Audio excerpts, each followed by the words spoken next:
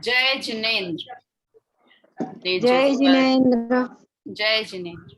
निज स्वरूप को परम रस जामे भर्यो अपार, वंदो परमानंदमय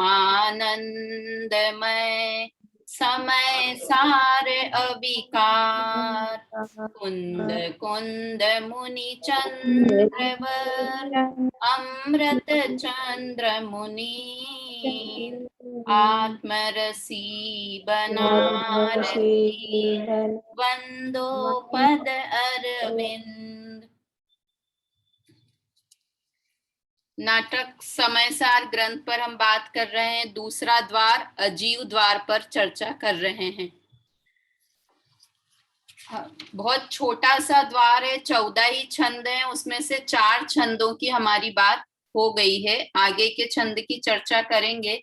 देखिए, यहाँ पूरे समयसार ग्रंथ में 4 तरह की मान्यता छुटवाई। एकत्व बुद्धि, ममत्व बुद्धि, कर्तृत्व बुद्धि और भोक्तृत्व बुद्धि। ये 4 बुद्धियां हैं। मतलब ये बुद्धि क्या है कि ये गलत बुद्धि है वास्तव में, कि मैं पर का करता हूं, पर मेरा है, मैं पर का हूं, है ना, और पर मैं कुछ कर सकता हूं, और राग द्वेष के सुख दुख को मैं भोगता हूं। तो यहाँ पर इस 4 बुद्धियों से, और एक और बुद्धि होती है कि पुण्य उपादेय है, ये वाली बुद्धि जो हमको संसार में परिभ्रमण का कारण है ना। अब हम इतने समय से सुन रहे हैं, सब चीजें कर रहे हैं, फिर भी क्यों संसार में परिभ्रमण कर रहे हैं? क्योंकि ये चारों और 5वीं बुद्धि की पुण्य में उपादेय बुद्धि, ये 5 बुद्धियां है। अभी हम बोलने के लिए बोल देते हैं कि पुण्य है, किंतु अंदर में हमें पूरा का पूरा पुण्य का रस लगा हुआ है।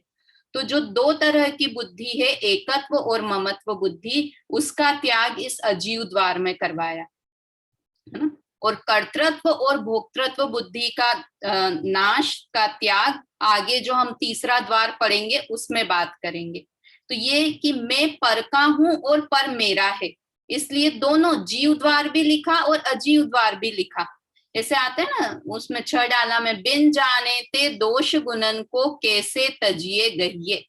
तो हमने अजीव भी समझा कि ये मोबाइल है, ये अजीव है। तो क्यों जाना कि भाई इसमें ज्ञान नहीं है, और इसमें क्या क्या गुण है, कि इसमें स्पर्श है, रस है, गंध है और वर्ण है।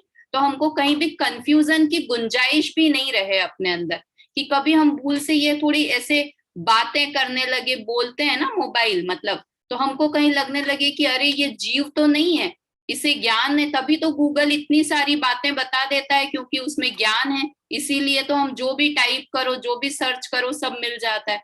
तो उसमें ज्ञान है क्या? तो इसलिए हमको कंफ्यूजन बिल्कुल नहीं रहे, इसलिए क्या लिखा, अजीव द्वार लिखा। और अजीव द्वार से क्या बताया कि अजीव द्वार में कि ये चीजें अजीव हैं, पुद्गल हैं। तो उसकी बात कल हमने जो छंद पढ़ा था, मैं स्क्रीन शेयर करती हूँ, 4थे नंबर का छंद हम पढ़ रहे थे।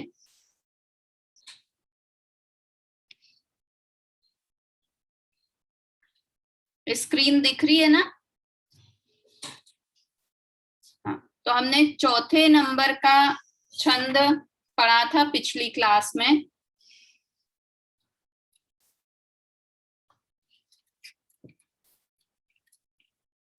ये देखा था ना, चेतनवंत अनंत गुण सहित सुआतम राम, याते अनमिल और सब पुद्गल के परिणाम।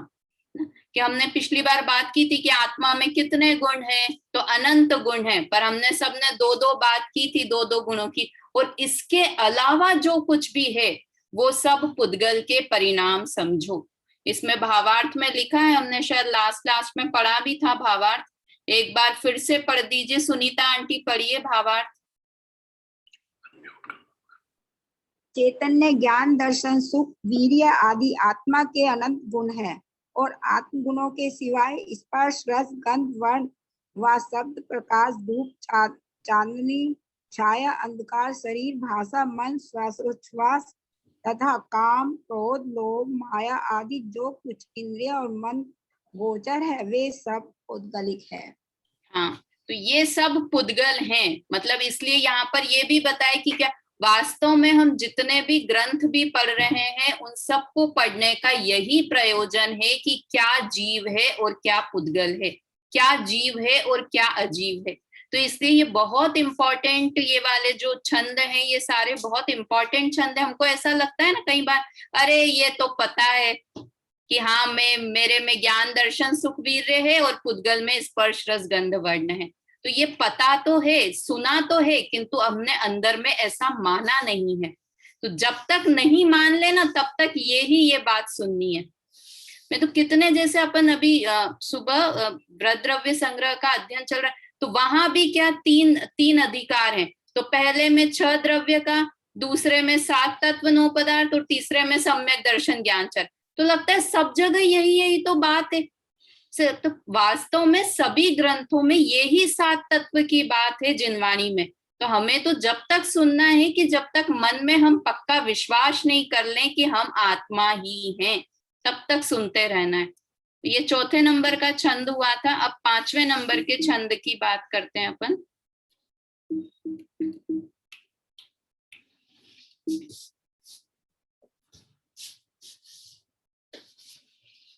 आत्मज्ञान का परिणाम ना, कि जब किया हमने ऐसा जान लिया तो अब उसका रिजल्ट क्या मिलेगा, उस आत्मज्ञान का रिजल्ट क्या मिलेगा, एक बार साथ में पढ़ लेते हैं। इसको कवित्व में है ये।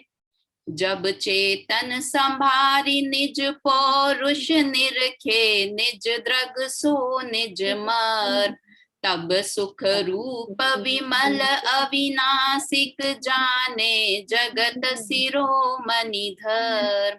अनुभव करे शुद्ध चेतन को रमे, स्वभाव वमे सब कर। इह विधि सधे मुक्ति को मार्ग, अरु समीप आवे शिव सर। इस तरह से जो पुरुष दृढ़ श्रद्धान कर लेता है कि मैं आत्मा ही हूं, ऐसा विश्वास कर लेता है, तब से क्या होता है, ऐसे आत्मा का अनुभव करता है तो क्या होता है, रमे स्वभाव वमे सब कर्म। स्वभाव में रमण करता है और कर्मों का वमन कर देता है। पूरे कर्मों का वमन एक साथ हो जाता है कि धीरे धीरे होता है। क्यों ऐसा, कई बार ऐसा लगता है कि धीरे धीरे क्यों होता है। भाई अनादि काल के इतने सारे कर्म है तो थोड़ा समय तो लगेगा, 48 मिनट जितना समय तो लगेगा कि हमको लगे आत्मानुभूति हो और तुरंत ही मोक्ष हो जाए। तो वो इतना अनादि का, जैसे होता है ना कपड़ा जितना मेला हो उसे उतना टाइम लगता है घिसने में, उसे साफ करने में। तुरंत ही थोड़ी के अपन करते हैं, ज्यादा गंदे कपड़े हो तो थोड़ी देर भिगो के रखते हैं उसको। तो ये तो अनादि का कर्म मेल चढ़ा हुआ है आत्मा के ऊपर। तो तुरंत वमन को नहीं हो जाते प्राप्त, किंतु वमन की शुरुआत हो जाती है। कर्म नष्ट होने की शुरुआत सम्यक दर्शन से हो जाती है ना। यह विधि सधे मुक्ति को मार्ग, इस विधि से मुक्ति का मार्ग सत्ता है। अरु समीप आवे शिव शर्म, और मोक्ष का सुख धीरे धीरे नजदीक आने लग जाता है ना। ये क्या बताया कि जो आत्मानुभव किया, उस आत्मानुभव का परिणाम क्या निकलता है, रिजल्ट क्या निकलता है। हम क्यों आत्मानुभव करें, क्यों सम्यक दर्शन प्राप्त करें, कि अगर ऐसा कर लिया तो मोक्ष के मोक्ष रूपी सुख प्रकट हो जाएगा। ये विश्वास अंदर में हो ना, तो मोक्ष जाने का, अगर कि हाँ मुझे मोक्ष जाना ही है, तो सम्यक दर्शन का भी पुरुषार्थ शुरू हो जाएगा। अभी वास्तव में तो क्या है कि ना हमको सम्यक दर्शन पे भरोसा है ना मोक्ष पे भरोसा है। तो अभी उस दिन भी, थोड़े दिन पहले भी क्लास में, कि हमको ऐसा लगता है कि हम खाना बना सकते हैं इसलिए खाना बनाने का पुरुषार्थ करते हैं, और हमको लगता है सम्यक दर्शन हमको हो ही नहीं सकता है, तो इसलिए हम सम्यक दर्शन का पुरुषार्थ भी नहीं करते।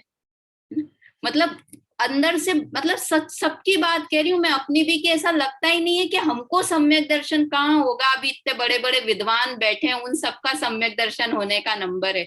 लगता है बेला भाभी सम्यक दर्शन हो जाएगा हमको? नहीं, हमने किसी सम्यक दृष्टि को देखा ही नहीं, तो हमें मतलब लगता है कि शायद वो हो भी नहीं सकता। मतलब ऐसा विचार आ ही जाता है जबकि सोचते हैं, कोशिश करते हैं, इसलिए अपन कोशिश भी नहीं करते हैं वास्तव में, इसलिए कोशिश। पर अगर जिसको सम्यक दर्शन हो जाए ना, तो उसके कोई सींग उगाए या वो अलग से कुछ चमत्कार हो जाए, ऐसा कुछ नहीं। हम तुम जैसे ही लोग होते हैं जिनको सम्यक दर्शन होता है, बिल्कुल हमारे और आपके जैसे ही लोग होते हैं। पर बस अपने आप पे विश्वास और सम्यक दर्शन पे विश्वास कि हाँ सम्यक दर्शन कर सकते हैं, है ना। तो इस तरह से ये 5वें छंद की बात हुई। 6ठे नंबर का छंद पढ़ते हैं, जड़ चेतन की भिन्नता। एक बार साथ में बोलते हैं वाला दोहा, वर्णादिक रागादियः रूप हमारो नाई, एक ब्रह्म नहीं दूसरो दिसे अनुभव माय। क्या वो आता है 6 डाला में, वर्णादि अनुरागादि ते निज भाव को न्यारा किया। 29 प्रकार के भाव अपन ने क्लास में लिखे भी थे, एक बार याद भी किए थे उस समय। तो 29 प्रकार के वर्ण और रागादि, ये दो क्यों लिए कि वर्णादि में वो सारी चीजें आ गई जो आंख से दिखाई देती है। आंख से दिखाई देती है मतलब जो रूपी होती है, आंख से भले दिखाई नहीं दे पर रूपी होती है, वो सब वर्णादि में आ गए। और रागादि में क्या आ गए, जितने भी परिणाम हैं, विकारी परिणाम है, विकारी भाव हैं, ये सब रागादि में आ गए। मतलब एक तरह से देखें तो द्रव्य कर्म, भाव कर्म और नो कर्म तीनों से रहित बता दिया। वर्णादि में क्या क्या लेंगे, द्रव्य कर्म और नो कर्म, वो वर्णादि हो गए। और रागादि में क्या हो गए, भाव कर्म, जितने भी विकारी भाव हैं। रागादि एक बहुत छोटा सा शब्द है, किंतु राग कितनी प्रकार का, द्वेष कितने प्रकार का और मोह कितने प्रकार का, कि बहुत प्रकार का राग द्वेष मोह होता है। अच्छा चलो बात निकली है तो बताओ प्रीति, बताओ राग और मोह में क्या डिफरेंस है। अपन बार बार बात करते हैं ना राग, अपन कई बार बोलने में तो कैसे बोलते हैं, मुझे इससे बहुत मोह है, और तभी बोलते हैं कि मुझे इससे बहुत राग है। तो क्या राग और मोह एक चीज है या अलग अलग चीज है। अलग अलग है, राग तो थोड़ा दूर का हो गया और मोह में मेरा ही मान लिया उसको, और राग में मतलब उसको पाने की चाह है, मतलब अपन बोलते हैं ना कि जो अच्छा लगे उसको पाने की चाह है।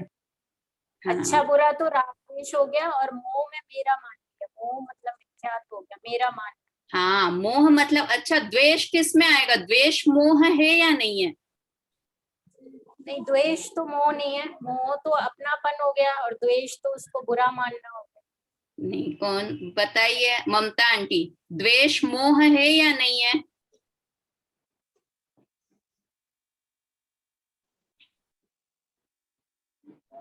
मोह में ही आते हैं राग। हाँ राग और द्वेष दोनों। ये देखो अपन कई बार क्या मोह को कैसे मानते हैं अपन, कि मुझे अपने बच्चों से बहुत मोह है, अपन बोलने के लिए मोह शब्द बोलते हैं। मोह का अर्थ हुआ गलत मानना, उल्टा मानना। अब हमने किसी से द्वेष किया कि ये मेरा बुरा करता है, तो ये भी अपन ने उल्टा माना ना, गलत माना, क्योंकि कोई परद्रव्य मेरा बुरा कर ही नहीं सकता है। तो द्वेष भी मोह का ही पार्ट है। समझ में आया प्रीति। द्वेष भी मोह, मोह का अर्थ है गलत मानना, विपरीत मानना, मिथ्या दर्शन। ये मोह है वो दर्शन मोहनी का भेद है, और राग द्वेष है वो चारित्र मोहनी के भेद है ना। किंतु मोह के अंदर राग और द्वेष दोनों, मोह राग और द्वेष कब करेगा जीव, जब अंदर में मोह का परिणाम होगा, विपरीतता होगी, कि ये मुझे सुखी कर सकता है इसलिए उसे चाहने की इच्छा, या ये मुझे दुखी कर सकता है इसलिए उसे दूर करने की इच्छा। समझ में आया। तो यहाँ रागादि में सब तरह के परिणाम ले दिए, वर्णादि में द्रव्य कर्म और नो कर्म, जितना जो भी है वो सारे भाव, और रागादि में मोह राग द्वेष से रिलेटेड सारे परिणाम। देखो होता है ना, द्वेष बोला किंतु क्रोध भी कितने तरीके का होता है। ये वर्णादि भी होते हैं ना, ये वर्णादिक भी बहुत ब्रॉड शब्द है, इतनी सी चीज में ले दिया। वर्ण भी होता है ना, जैसे अपन रस गुण को ही देखो, है ना, वर्ण में रस भी आएगा, सारे पुद्गल के परिणाम। तो एक रस देखा, तो रस में समझो मीठा, तो मीठा कितनी तरह का होता है। शक्कर अलग टाइप की मीठी होती है, गुड़ अलग टाइप का मीठा होता है, आम अलग टाइप का मीठा होता है, केला अलग टाइप का मीठा होता है ना। अब चलो आम भी देखें तो आम भी कितने तरह का मीठा होता है। आंख बंद करके बता देंगे कि नहीं सुनीता आंटी, ये दशहरी आम है, ये कौन सा आम है। मतलब मीठे कितने तरह के हो गए, पहले शक्कर, केला, आम सब मीठे, फिर आम भी कितनी तरह का मीठा। तो ये वर्णादि और रागादि सिर्फ बोलने के लिए दो शब्द में बोल दिया, किंतु वर्णादि का भी विस्तार करें तो बहुत विस्तार है, रागादि का विस्तार करें तो बहुत विस्तार है। तो यहाँ पे आदिक आदिक शब्द में सब चीजों को इंक्लूड कर लेना। और ये सब रूप, ये रूप हमारो नाही, ये सब मेरे रूप नहीं है, वर्णादि और रागादि मेरा स्वरूप नहीं है। एक ब्रह्म नहीं दूसरो दिसे अनुभव माही। जब अनुभव का काल होगा, आत्मानुभूति होगी, तो ये क्या वर्ण, क्या रागादि परिणाम, ये सब दिखेंगे ही नहीं। देखो यहाँ क्या लिखा, दिसे नहीं, मतलब दिखेंगे नहीं। ऐसा नहीं है कि है नहीं, उपस्थिति तो है, किंतु अपन कैसे करते हैं, किसी को इग्नोर करना हो तो बैठा हो तब भी कैसा कर देते हैं, अनदेखा कर देते हैं। वो वहां बैठा हुआ है किंतु हमारा प्रयोजन नहीं है, तो हम क्या करते हैं, अनदेखा कर देते हैं। तो जब अनुभव का काल होगा तो ऐसा नहीं है कि उस समय शरीर नहीं है, वर्णादि नहीं है, राग द्वेष के परिणाम नहीं है, सब कुछ है, किंतु उन सब की तरफ ध्यान नहीं है। क्योंकि ध्यान कहाँ पर है अनुभव के काल में, आत्मा की तरफ ध्यान है। इसलिए ये सब एक ब्रह्म नहीं दूसरो, सिर्फ एक आत्मा, आत्मा ही दिखाई देता है, बाकी कुछ दिखाई ही नहीं देता है। जिसकी सगाई हो जाए उस लड़की को या उस लड़के को सिर्फ वो फियांस फियांसी ही दिखाई देते हैं, बाकी कुछ दिखाई नहीं देता है। तो इसी तरह जब अनुभव होता है तो एक आत्मा के अलावा और कुछ दिखाई नहीं देता है सब कुछ, किंतु दृष्टि उन सब की तरफ नहीं रहती है। इस तरह ये छठे नंबर का छंद पढ़ा हमने। ये रागादि गुणस्थान वगैरह में रागादि आएंगे क्या, मार्गना स्थान, गुणस्थान? हाँ, गुण स्थान, मार्गना स्थान, ये सारे रागादि में चले जाएंगे। जब इनका द्रव्य रूप से देखेंगे तो वर्णादि में, और गुण स्थान मार्गना स्थान तो जीव के परिणाम है, तो जितने भी परिणाम हैं वो सब रागादि में जाएंगे, है ना। मतलब अप्रमत्त गुणस्थान भी, अयोगी केवली जिन गुणस्थान भी, ये सब किस में चले गए, रागादि में चले गए, है ना। सारे गुणस्थान ये सब, क्योंकि पर्याय है, चाहे शुद्ध पर्याय है या अशुद्ध पर्याय है, तो ये सब रागादि में चले गए। चलिए सातवें नंबर के छंद से अब क्या चर्चा प्रारंभ होने वाली है कि सातवें नंबर के छंद से यहाँ पर उदाहरण के माध्यम से 7, 8, 9, ये तीनों 9 तक, ऐसे 3-4 छंदों में उदाहरण देकर बता रहे हैं कि जीव और शरीर कैसे भिन्न भिन्न है। बहुत कॉमन उदाहरण है। एक बार छंद पढ़ते हैं, 7वें नंबर का छंद और 9वें नंबर का, दो एक साथ पढ़ते हैं क्योंकि दोनों में उदाहरण है और 8वें में उनका सिद्धांत है। 7वां नंबर का दोहा बोलते हैं। खांडो कहिए कनक को, कनक म्यान सैयो, न्यारो निरखत म्यान सो, लोह कहे सब लोग। नवा भी बोल देते हैं एक बार।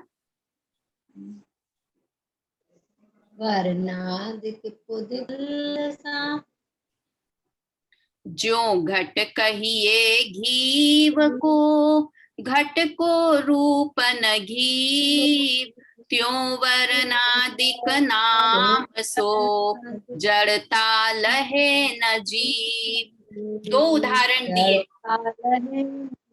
हाँ 2 उदाहरण दिए। 7वें नंबर के छंद में कौन सा उदाहरण दिया कि लोहे की म्यान में, है ना, खांडो कहिए कनक को, खांड मतलब तलवार, तलवार को सोने की तलवार कह दिया जाता है। किसके कारण, क्योंकि वो सोने की म्यान में रखी गई है, इसलिए है। तो कभी भी सोने की तलवार से कोई लड़ाई कर सकता है, युद्ध कर सकता है।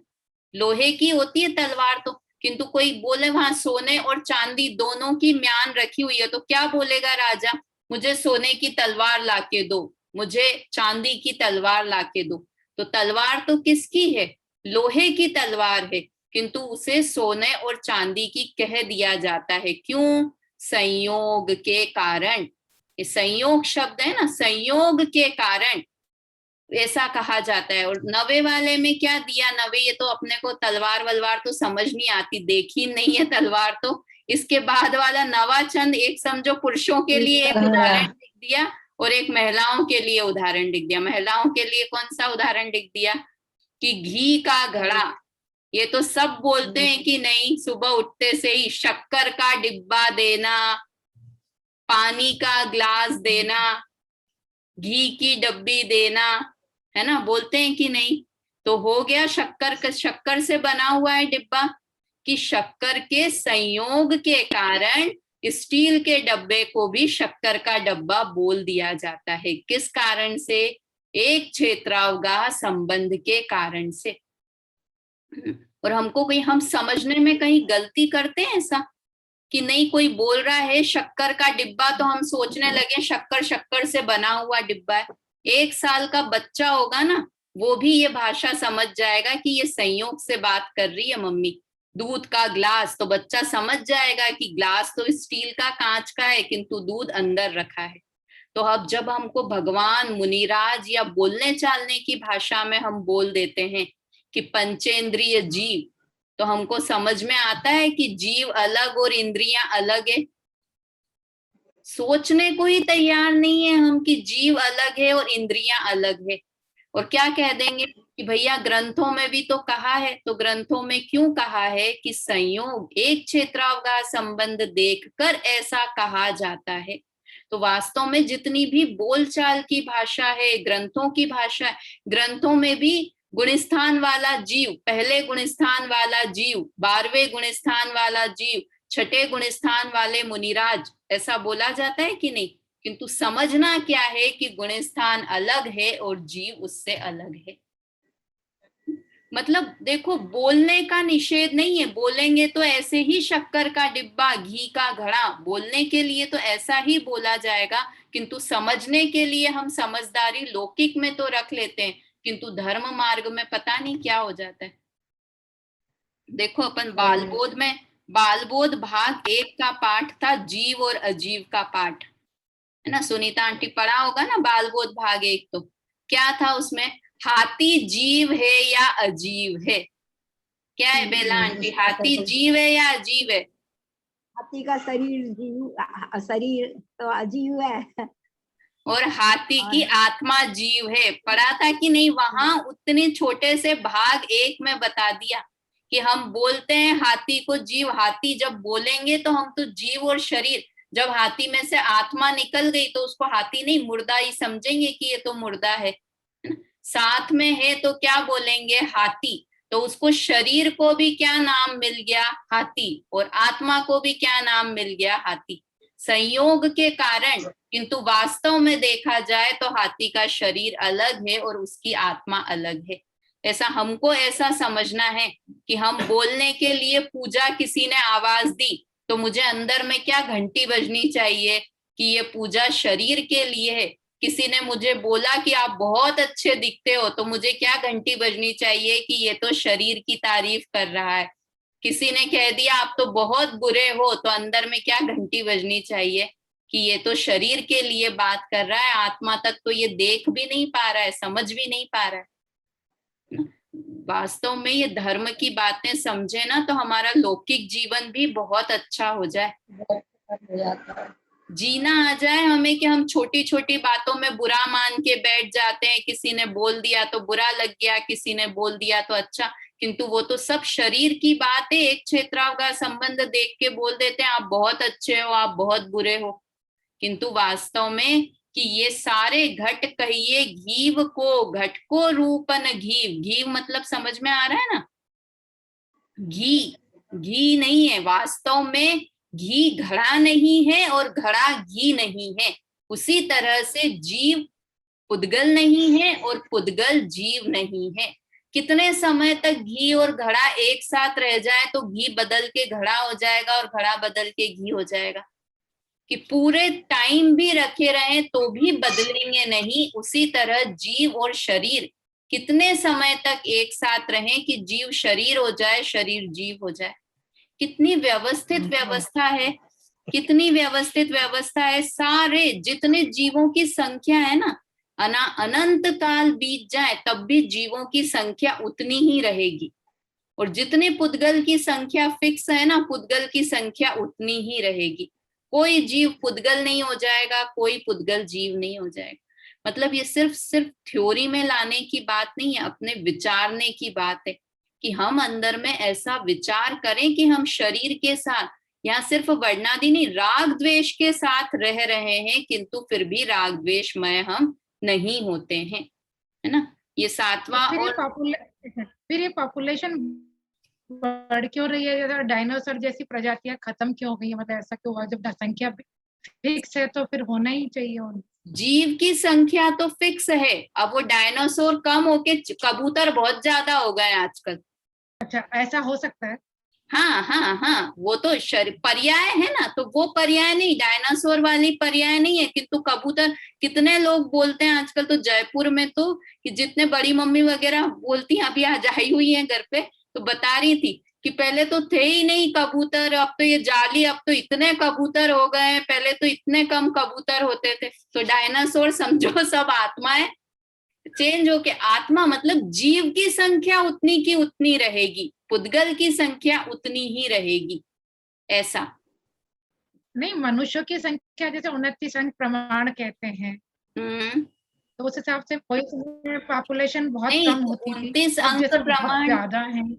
नहीं, 29 अंक प्रमाण भी है ना। तो जैसे ये 29, समझो 29 अंक प्रमाण बोला तो समझो 29 लोग मनुष्य थे, तो अब कोई मर के तिर्यंच हुआ और कोई दूसरा तिर्यंच मर के मनुष्य हो गया, तो संख्या मेंटेन रही ना 29 अंक प्रमाण। तो मनुष्य 29 अंक प्रमाण ही है, और तिर्यंच जितने हैं कि तिर्यंच जितनी भी संख्या में है उतने ही रहेंगे। अब वो डायनासोर नहीं होके घोड़े हो गए, घोड़े नहीं होके हाथी हो गए, पर तिर्यंचों की संख्या तो उतनी ही रही ना, जैसे कम घट घट के बढ़ के, मतलब इतना फिक्स है। निगोदिया जीव इतने ही रहेंगे, सिद्ध 608 हर महीने में, हर 6 महीने 8 समय में 608 जीव सिद्ध में जाएंगे। और उसके बाद देखो कई बार ऐसा भी लगता है, जब ये सुनते हैं ना तो ऐसा लगता है ऐसा हो गया तो वो निगोदिया जीव तो कुछ समय के बाद, अभी नहीं, अनंत काल के बाद निगोद खाली होता जाएगा और सिद्ध शिला बढ़ती जाएगी, क्योंकि 6 महीने 8 समय में 608 निगोद से निकल रहे हैं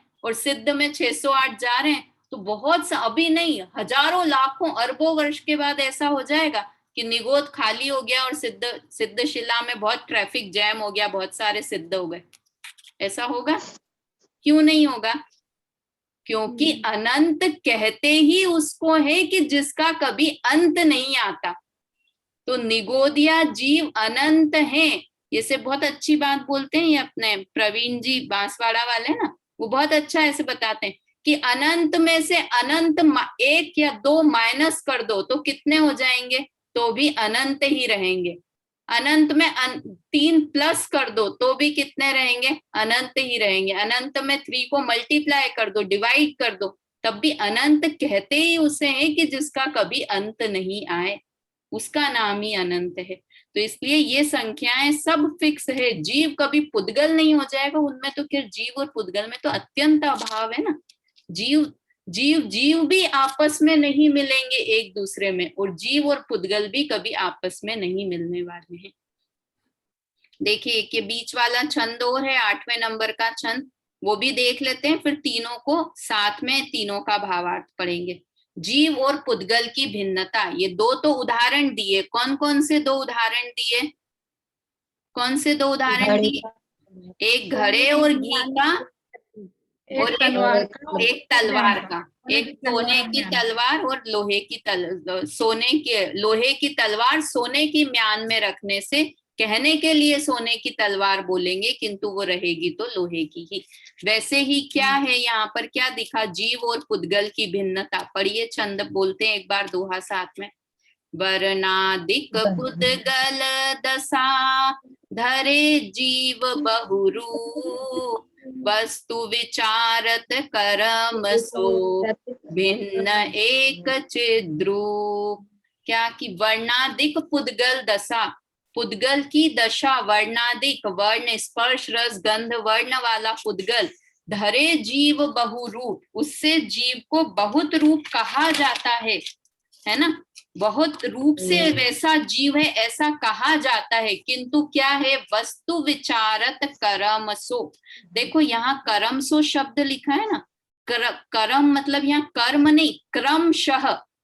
कर्म का यहाँ क्या अर्थ है, क्रमशः। अगर वस्तु का विचार हम क्रम से करेंगे तो क्या होगा, भिन्न एक चिद्रूप, इन सब से वर्णादि से एक आत्मा राम भिन्न ही है। ऐसा हमें वास्तव में थोड़ी देर शांत चित्त से बैठ के विचार करेंगे ना, तो ये पक्का शरीर और आत्मा भिन्न भाषण में आएंगे। समझदार है हम, ज्ञानी हैं, और इतना भी नहीं समझेंगे तो क्या है, ज्ञान वाले हैं ना, इसलिए जो भिन्न है वो भिन्न समझ में आएगा। चलिए 7वें नंबर का अर्थ पढ़िए सुनीता आंटी। अर्थ और भावार्थ दोनों पढ़ दीजिए 7वें छंद का। रूप रस आदि पुद्गल के गुण नहीं नहीं, हैं। ये नहीं, सोने की म्यान में रखी हुई 7वें नंबर के छंद का। सोने के म्यान में रखी हुई लोहे की तलवार सोने की कही जाती है, परंतु जब वह लोहे की तलवार सोने के म्यान से अलग की जाती है तब लोग उसे लोहे की ही कहते हैं। शरीर और आत्मा एक क्षेत्रवा स्थित है, सो संसारी जीव वेद विज्ञान के अभाव से शरीर ही को आत्मा समझ जाते हैं, परंतु जब वेद विज्ञान में उनकी पहचान की जाती है तब चित्त चमत्कार आत्मा जुदा भासने लगता है और शरीर में आत्मा बुद्धि हट जाती है। हाँ, कि मैं शरीर हूँ, जब थोड़ी लगता है, बोलने में भी आएगा, लगेगा भी ऐसा, क्योंकि एक क्षेत्रावगाह है शरीर और आत्मा। किंतु जब भेद विज्ञान से पहचान कर लेंगे कि इसमें तो पुद्गल के स्पर्श रस गंध वर्ण है और जीव का स्वभाव तो ज्ञान दर्शनमय है, तो ये फिर शरीर से आत्म बुद्धि हटे बिना नहीं रहेगी। चलिए 8वें नंबर का पढ़िए बेला आंटी, 8वें नंबर के छंद का अर्थ और भावार्थ दोनों पढ़िए। रूप रस आदि पुद्गल के गुण हैं, इनके निमित्त से जीव अनेक रूप धारण करता है, परंतु यदि वस्तु स्वरूप का विचार किया जावे तो वह कर्म से बिल्कुल भिन्न व एक चैतन्य मूर्ति है। भावार्थ है, अनंत संसार संसरण करता हुआ जीव नर नारक आदि जो अनेक पर्याय प्राप्त करता है वे सब पुद्गलमय है और कर्म जनित है। यदि वस्तु स्वभाव विचारा जावे तो वे जीव की नहीं है। जीव तो शुद्ध बुद्ध निर्विकार देहातीत और चैतन्य मूर्ति है। हाँ, समझ में आया ना। आज तो पूर्णिमा आंटी भी हैं। जी हाँ, जय जिनेंद्र। जय जिनेंद्र। तो ये अनंत वीडियो क्यों नहीं चालू हुआ मेरा? आप आपके साइड से वीडियो स्टॉप वीडियो है ना, उसके ऊपर एक बार क्लिक कर दीजिए तो हो जाएगा। आपका फोटो नहीं, आपका ये दिख रहा है, आपके उस पे गुलाब का फूल दिख रहा है। हाँ तो वही मैं किया तो नहीं हुआ। अच्छा है, तो कुछ सेटिंग चेंज कर रखी होगी। नहीं आपके यहाँ से साइड से कुछ डिसेबल किया हुआ है, मेरा भी नहीं हो रहा है। अच्छा, हाँ, यहाँ आपके से पास डिसेबल किया हुआ है क्या? पता हाँ, नहीं, बच्चों ने कुछ किया होगा, हो सकता है, क्योंकि बाकी 3-4 लोगों की दिख रही है वीडियो। हाँ, मेरा भी नहीं हो रहा, मैंने भी कोशिश की। अच्छा, तो ये 8वें नंबर का हमने किया कि ये कर्म जनित सारी वस्तुएं हैं। अगर विचार किया जाए तो नर नारकादि पर्याय, ये यहीं पर से कि हाथी की पर्याय, मनुष्य की पर्याय, ये सब पर्याय हैं। ये अनेक जीव ये ऐसी पर्याय धारण करता है, किंतु यदि वस्तु स्वरूप से विचार किया जाए तो ये कर्म जनित जो अवस्थाएं वो जीव नहीं है। जीव कैसा है, देहादिक है, चैतन्य मूर्ति है ना। देह का स्वरूप अलग है, स्वभाव भिन्न है, और आत्मा का स्वभाव भिन्न है। इस तरह से 8वें नंबर का छंद। 9वें नंबर का पढ़िए पूर्णिमा आंटी, पढ़िए 9वें नंबर का छंद और उसका अर्थ और भावार्थ दोनों पढ़ दीजिए। आवाज आ रही है हम लोगों की आपको, आप पढ़ दीजिए वैसे। ज्यों घट कहिए घीव को, घट को रूप न घी, त्यों बर नाद के नाम सो जड़ता लहे न जीव। अर्थ भी पढ़ना। हाँ, अर्थ और भावार्थ दोनों पढ़ दीजिए। ठीक है। जिस प्रकार घी के संयोग से मिट्टी के घड़े को घी का घड़ा कहते हैं, परंतु घड़ा घी रूप नहीं हो जाता, उसी प्रकार शरीर के संबंध से जीव छोटा, बड़ा, काला, गोरा आदि अनेक नाम पाता है, परंतु वह शरीर के समान अचेतन नहीं हो जाता है। ये तो नहीं आ रहा, भावार्थ नहीं आ रहा इसमें। हाँ, 1 मिनट में करती हूँ, ऊपर करती हूँ। हाँ, अभी दिख रहा है ना? हाँ, आ गया। शरीर अचेतन है और जीव का उसके साथ अनंत काल से संबंध है, तो भी जीव शरीर के संबंध से कभी अचेतन नहीं होता, सदा चेतन ही रहता है। हाँ, ये अपन ने 10वां सारी पढ़े? बात कर ली। हाँ, बस इतनी अपन ने बात की कि अनादिकाल से साथ में है, किंतु फिर भी अपने स्वभाव को नहीं छोड़ता। जीव अपने स्वभाव को नहीं छोड़ता है और अचेतन अपने स्वभाव को नहीं छोड़ता है। इसलिए दोनों साथ में रहें उसमें दिक्कत नहीं है, किंतु वो एक हो गए हैं ऐसा मानने में दिक्कत है ना? तो ये यहाँ तक कि हमने छंद की 9 नंबर तक के छंद हुए। 10वें नंबर का छंद अपन बोल लेते हैं, और फिर क्योंकि अब 4 छंद बचे हैं तो 10वें नंबर का और पढ़ लेते हैं, फिर 4 छंद की चर्चा बाद में करेंगे। बोलिए एक साथ 10वें नंबर का दोहा। निराबाध चेतन अलग, जाने जगत स्वकीय, अचल अनादि अनंत ने, प्रगट जगत में जीव। इसमें जीव का स्वरूप बताया, कितने सारे लक्षण बताए कि कैसा है जीव। निराबाध है। कैसा है निराबाध? मतलब बाधा नहीं है। साता असाता की बाधा, कि साता का उदय आया, असाता का उदय आया, या फिर बोले क्षयोक्षम से होने वाली, उत्पन्न होने वाली बाधाएं जीव में नहीं है। कम क्षयोक्षम ज्ञान हो गया, अधिक हो गया, किंतु जो सामान्य ज्ञान ज्ञान ज्ञान स्वभाव है वो कभी भी कम ज्यादा नहीं होता ना। चेतन है मतलब ज्ञान दर्शनमय है। देखो ये बहुत बार आता है, कई बार ज्ञान दर्शन एक साथ बोला जाता है, कई बार ज्ञान और आनंद एक साथ बोला जाता है ना। जैसे है ना, मैं ज्ञानानंद स्वभावी हूँ, कली दादा के प्रवचन में आ रहा था। और कई बार क्या आता है, ज्ञाता दृष्टा आत्म राम। तो ऐसा दो अलग अलग क्यों आता है कि एक जगह दर्शन गुण को मुख्य करते हैं, एक जगह आनंद गुण को। तो जहां अध्यात्म की बात होती है ना, वहां पर मैं ज्ञानानंद स्वभावी हूँ। जीव के साथ ज्ञान तो हमेशा रखेंगे ही हर गुण में, क्योंकि ज्ञान मुख्य गुण है, उससे पहचानने में आता है। तो अध्यात्म में ज्ञान और आनंद का जोड़ा चलता है, और जहां आगम की बात आती है तो वहां पर ज्ञान दर्शन की बात। दर्शन मतलब कौन सा दर्शन? सम्यक दर्शन वाला नहीं, वीना आंटी।